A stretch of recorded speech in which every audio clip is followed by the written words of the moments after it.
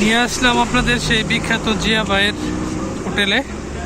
চলেন এখন আমরা আজকে সেই এই যে জিয়ার হোটেলে খাওয়া দাওয়া চলতেছে। এখানে খাবারের মান অত্যন্ত ভালো। এই যে আমাদের সেই বিখ্যাত জিয়া ভাই তাই হোটেল।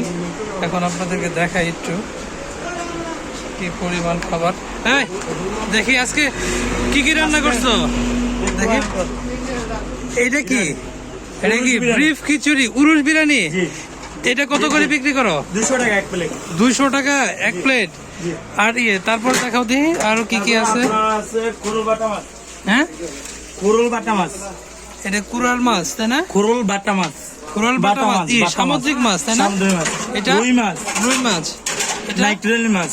আচ্ছা আচ্ছা। তারপরে আর আপনার হাঁস মুরগি কি আছে দেখাও দিদি। সুস্বাদু সুস্বাদু গরুর মাংস। আচ্ছা গরুর মাংস তো সেই লাগছে। আচ্ছা তোমরা একটা প্লেটে কতটুকু দাও?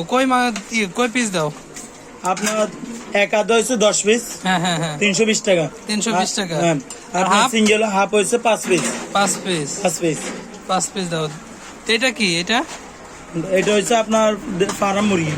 পারাম চিংড়ি মাছ। চিংড়ি বোনা।